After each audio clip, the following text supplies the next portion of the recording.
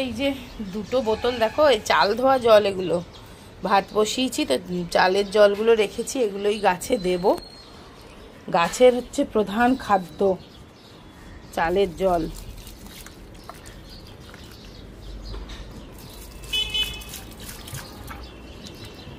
একটু বৃষ্টি নেই, কিছু নেই, গাছগুলো যেন ফুটি ফাটা হয়ে গেছে দেখো। আর এই চাল ধোয়া জল না, এই দেখো এই বোতলে আমি এরকম ফুটো ফুটো করে রাখি, এইরকম পাতায় দিলেও পাতাগুলোরও খুব ভালো গ্রোথ হয়। বিশেষ করে এই মানি প্ল্যান্টে চাল ধোয়া জল ভীষণ ভালো কাজ করে, আর কোনো সার বেশি দিতে হয় না।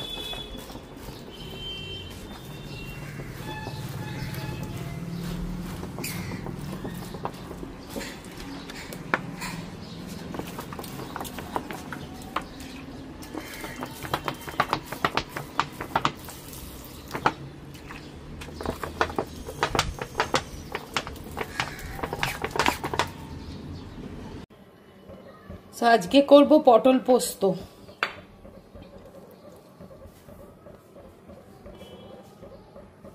তো চলো, পটলগুলো আমার কাটা হয়ে গেছে, এই দেখো।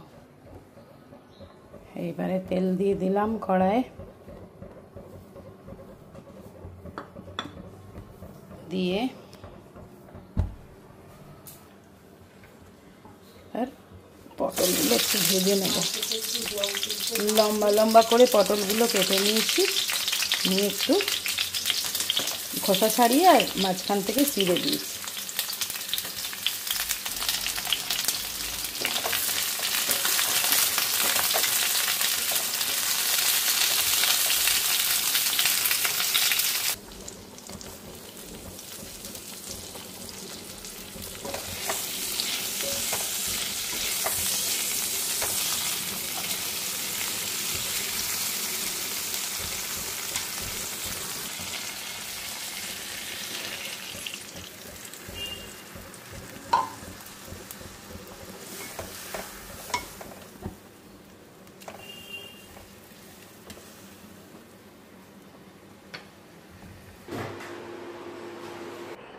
Good evening.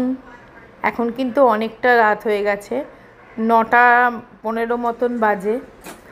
আর আমি এসেই কয়েকটা জিনিস অর্ডার করেছি। গেছিলাম কোথায় বলো তো, আজকে আমার ওই যে দাঁতটা যেটা রুট ক্যানেল হচ্ছে, ওটার 3rd সিটিং ছিল।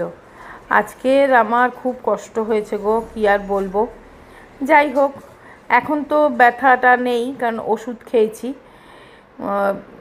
ব্যথার ওষুধ খাইনি, আমার এমনি মানে ওটা করতে আমার এত কষ্ট হয়েছে, যার ফলে আমার মাথাটা যন্ত্রণা শুরু হয়ে গেছিলো। মাথা যন্ত্রণা তো এমনিতেই আমার মাইগ্রেন আছে, আর ওটা একটা মানে কি বলবো, কেন জানি না, নার্ভেরই ব্যাপার হয়তো। তো মাথা যন্ত্রণা শুরু হয়ে গেছিলো বলে আমি বাড়িতে এসে আগে একটু জল খেয়েই আর একটা প্যারাসিটামল খেয়েছিলাম। প্যারাসিটামলটা খেতে আমার একটু ব্যথাটা কমেছে, মানে দাঁতের ব্যথাটাও কমেছে, মাথার ব্যথাটাও কমেছে। তা সুবীর এই 9টার সময় বলছে একটু মুড়ি খাবো, খিদে পেয়েছে মনে হয়। তা মানিকে আর ওকে একটু মুড়ি করে দিই, মুড়ি মেখে দিই। আর তারপরে সুবীরের একটু মিটিং আছে, একটা অফিসের কাজ আছে, ও মিটিংয়ে বসে যাবে।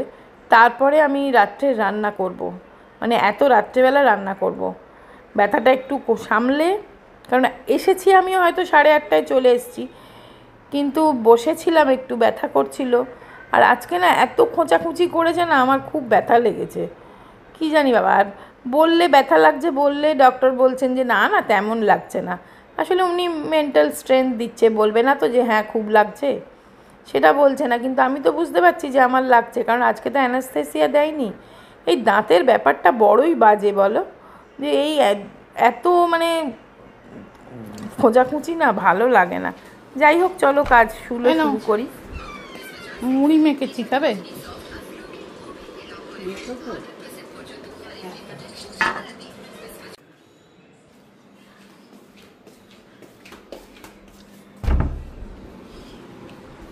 না,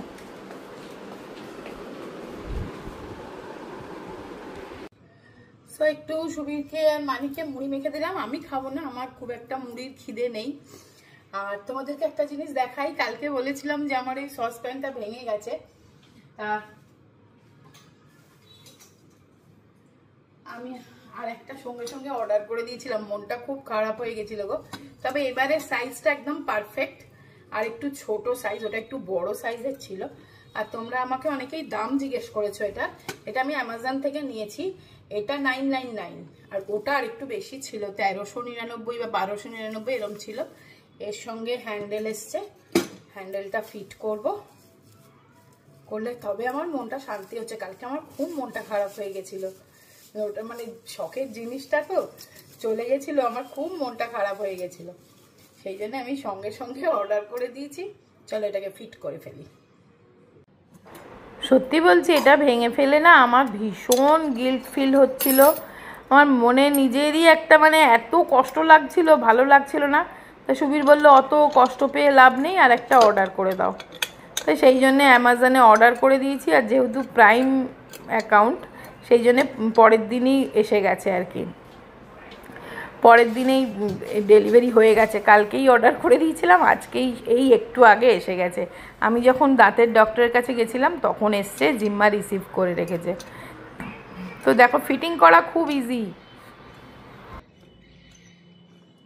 এইভাবে জাস্ট ঘুরিয়ে ঘুরিয়ে, ভেতরে একটা নাট আছে, সেটাকে টাইট দিয়ে দিলেই লেগে যাবে এটা।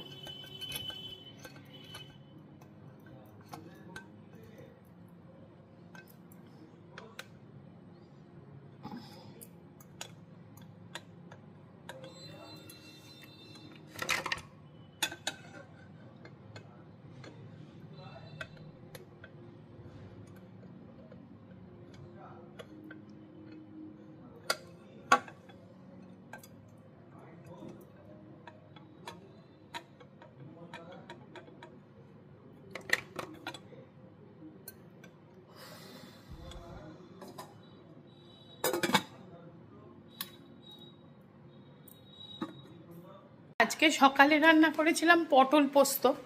কি গরম হচ্ছে গো। পটল পোস্ত করেছিলাম, আর মাছের ঝাল করেছিলাম, কাতলা মাছ, মানে ঝাল ঠিক না, টমেটো দিয়ে। আর এগুলা করব একটু, ভাবছি একটু পোলাও মতন করে নেব, রাইস আর কি, ফ্রাই মতন। আর তোমার চিংড়ি মাছ করব রাত্রেবেলা, কারণ সুবীরেরও সকালবেলা ভাত খাওয়া হয়নি, অফিসে আজকে বললো ভাত খায়নি। তো একটুখানি মানে ভাত জাতীয় জিনিস হলে ভালো হয়, তাই জন্য একটু ফ্রাইড রাইস মতন করে নেব। চলো। কালকে শনিবার, কালকে স্কুল আছে, পরীক্ষা আছে, তাই বললাম যে একেবারে ডিনারটা তাড়াতাড়ি করে শুয়ে পড়বি। বললো না, আমি আজকে এখন কর্ন সসেজ দিয়ে বানিয়ে দাও, খাবো। হ্যাঁ, ইচ্ছে হয়েছে, আমার ইচ্ছে করছে খেতে। সন্ধেবেলা খিদে পাচ্ছে, দুধ খেয়েছিল বিকেলবেলা, এবার সন্ধেবেলা খিদে পেয়েছে বলে ওইটা খেলো। এবার আমি জানি ঠিক ডিনারের সময় বলবে কি যে পেটটা ভার, আমি খাবো না। এবার ছোটোবেলায় জানো তো, আমিও হয়তো অনেক সময় বলতাম ডিনার স্কিপ করার জন্য, যে ডিনার খাবো না, আর ভালো লাগছে না খেতে। কিন্তু আমার বাপি আমাকে জোর করে টেনে তুলে, মানে ঘুমিয়ে পড়লেও টেনে তুলে হলেও একখানা রুটি বা দুগাল ভাত জোর করে খাইয়ে দিত। কিন্তু এখন কি, ওই যে একটুখানি ওই খাবে কর্ন বা ওই সসেজ, বা কোনো দিন হয়তো যদি ম্যাগি খেলো, কোনো দিন পাস্তা খেলো, ব্যাস ওর ডিনার হয়ে গেল।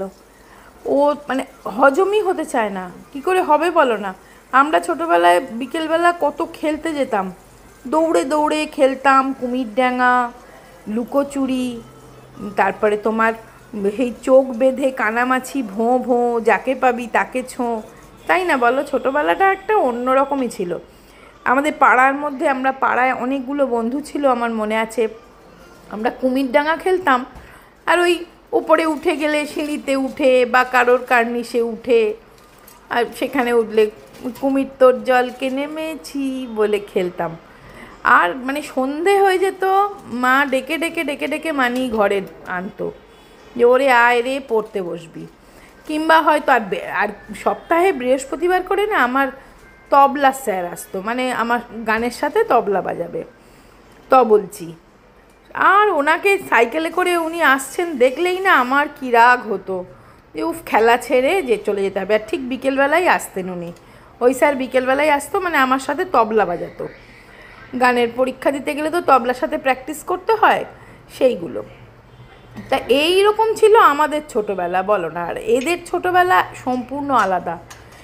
এরা তো স্কুল থেকে আসে, ধরো জিম্মার কথাই বলি, আমার জিম্মাই ধরো স্কুল থেকে আসেই 3:30 নাগাদ, 3:30 কি কোনো দিন 3:45, 5:30 থেকে পড়া, মানে 5টা থেকে 5:30টার মধ্যে পড়ার জন্যে চলে যেতে হয়।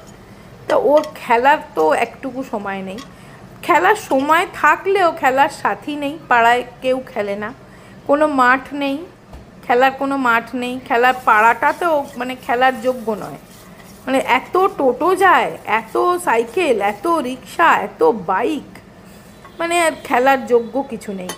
তাহলে বলো হজমটা কি করে হবে? স্কুলে যাচ্ছে, স্কুলে বসে বসে ক্লাস করছে, ওই টিফিন টাইমে হয়তো খেলে কিনা তাও জানি না। তো এই তো লাইফ। আমাদের ছোটোবেলার সাথে এখনকার বাচ্চাদের ছোটোবেলার কিন্তু অনেক তফাৎ, তাই না বলো? তোমরা কারা কারা আমার সাথে একমত জানিও। আর তোমরা কারা কারা ছোটোবেলায় কুমিরডাঙ্গা, লুকোচুরি, তারপরে কিতকিত খেলেছো, কাবাডি খেলেছো, আমাকে জানিও। আমরা কিন্তু কিতকিত খেলতাম, কাবাডি খেলতাম, আর একটা খেলা খেলতাম জানো তো, সেটা বেশিরভাগ খেলতাম সরসুনায় গেলে। সরসুনায় আমার ঠাকুমার বাড়ি ছিল, ছুটি পড়লেই চলে যেতাম ঠাকুমার বাড়ি, সব ভাই বোনরা মিলে খেলতাম লাল লাঠি। জানো লাল কি একটা খেলা, এখন আমি ভুলে গেছি লাল লাঠি খেলাটা। যাই হোক, এই সব খেলা দিয়ে আমাদের ছোটোবেলা কেটেছে। পড়াশোনাও করতাম, তার সাথে কিন্তু খেলাধুলাও ছিল, মায়ের সাথে শপিং করতেও যেতাম। কিন্তু তবে এখনকার মতন বাচ্চাদের মতন এত জামা কাপড় প্রতি মাসেই কিছু না কিছু কেনা হয়ে যাচ্ছে, এরম কিন্তু হতো না।